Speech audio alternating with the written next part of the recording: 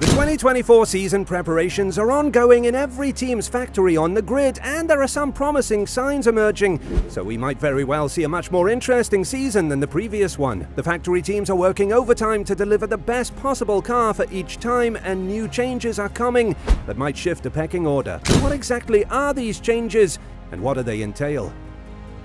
10 Formula One teams are eagerly anticipating that the year 2024 will deliver the desires they harbored during the Christmas season. The moment has arrived to finalize the details of your new car design and prepare it for the singular pre-season test in Bahrain, scheduled for February 21st to 23rd. Just 1 week afterwards, the season will start, and the results of both the test and the initial race weekend will serve as confirmation of improvements, stagnation, or regrettably, setbacks for each team. When we finally see our favorite team's new car for the season, I can't help but think that it's a bit like Christmas Day, because you really want something special and exciting, and the last thing you need is another pair of socks. This is not the case for the teams in the factories, however, who would have tracked the car's progress constantly. What you see is what I call a visual concept, meaning how the body surfaces set up the airflow structures around the car.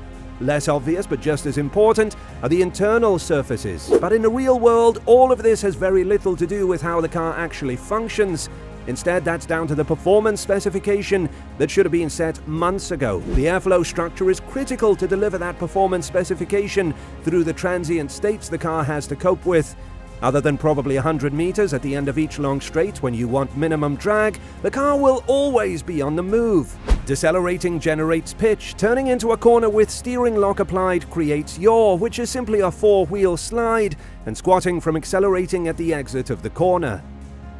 These are the conditions that must provide the driver with stability, instilling confidence that encourages them to push the limits of the car a bit further each time, uncovering its true capabilities. If the performance isn't consistent and surprises the driver negatively, they may refrain from exploring those limits, and the impact will be evident on the stopwatch. Crafting a performance profile that yields impressive numbers in a straight line or at a specific ride height is relatively simple. However, the challenge becomes more daunting when you have to account for an aerodynamic vehicle in a transient state for 99% of a lap.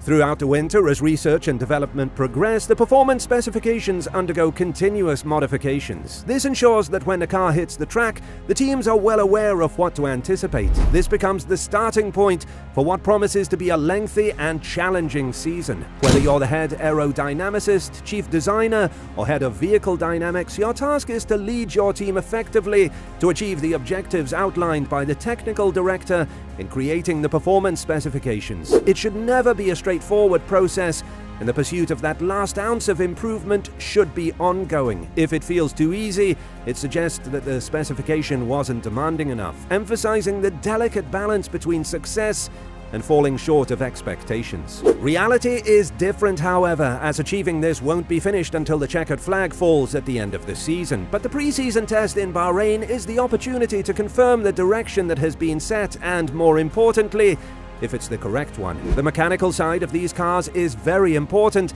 but the out-and-out performance is dominated by the aerodynamics. The mechanical side must work with and enhance the aerodynamic load profile, but I will come to that later. What makes a racing car generate driver confidence has never really changed. In my 50 years of involvement, I learned very early that if you give a driver a balanced car through a circuit's corner speed range, they will use their talent to drag a lap time out of it. Give them a car that is nervous or understeers, and it doesn't take long for their brains to get confused and question their ability, as Lewis Hamilton explained in his interview with Mark Hughes and select others at the end of 2023. So what makes a car well balanced? Well, I have put together what I would be asking my research and design team to achieve for the 2024 season. Some cars will work like this to some extent, meaning it would then be a matter of dotting the I's and crossing the T's to exploit it a bit further. But for most, it would be a new direction for their development plan. Taking Mercedes as an example, in the 2022-23 season, the team seemed to navigate from one race to another without a clear understanding of its performance trajectory. While expectations were high, the outcomes were not always favorable. The final update in Austin in 2023 was positioned as a stepping stone towards the development's plan for 2024. In Austin, the performance was commendable, and Lewis Hamilton expressed enthusiasm about it. However, he faced disqualification due to excessive plank wear. At the subsequent race in Mexico, Hamilton remarked that he had never encountered such inconsistency in a car.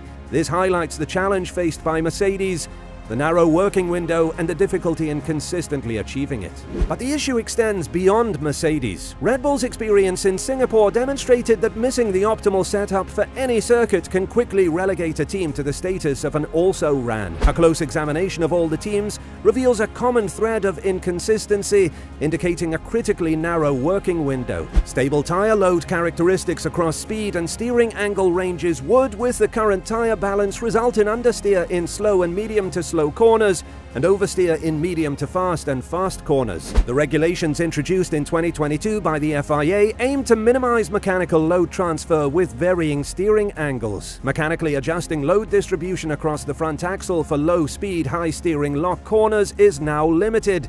Consequently, the primary tool at teams' disposal is once again the shift in aerodynamic center of pressure, effectively translating to tire load characteristics. It is all about giving the driver confidence. No car is perfect, but if the characteristics are consistent and the driver has a small balance problem, they need to know they have the tools needed to fix it, because driver input is the first requirement. Without it, the car would basically go straight on.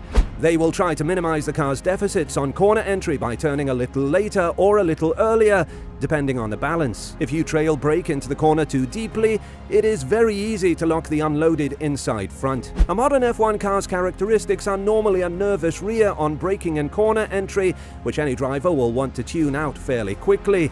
This will then lead to increased mid-corner and exit understeer. If you have achieved that aerodynamic performance profile, the main challenge is about keeping it consistent. That's where the mechanical side of things comes into play. That driver confidence is required through the transient conditions that a car goes through over a lap of any circuit. That all starts when the driver hits the brake pedal for the first corner, meaning braking stability is the first requirement. Then it is down to how much confidence they have with their steering input. If they have to be on fingertips just waiting to feel the balance, then it means you are not aggressive enough and end up turning in a bit early, which will then probably generate understeer. After that, the driver will use their talent to optimize the exit, but that entry phase is critical to corner speed and in turn lap time. That is really where the suspension characteristics come into play. Red Bull has more anti-dive on the front suspension and anti-lift on the rear suspension than any other team, so its main effort went into generating an aerodynamic profile that gave it aerodynamic stability and a suspension system that controlled it as best possible. One without the other would have just meant more compromises from circuit to circuit. It definitely isn't easy, but Red Bull set the template in 2022 and 2023, so now it's down to the other teams to pick it up and run with it. I'm not saying copying the Red Bull's visual concept, as there is a lot more to it that we don't see, but it might just be a good place to start from, especially with the budget cap putting a dampener on major in-season developments. When you're talking about the car concept, it's important to remember that it's not about what the car looks like, but how it behaves across the vast range of transient conditions. Deciding on what characteristics you want is one challenge, and the other is delivering them, which is what makes this so difficult. Thank you for watching today's a bit technical video. We hope you liked it. Make sure to like and subscribe and let us know your 2024 expectations, and we will see you in the next video.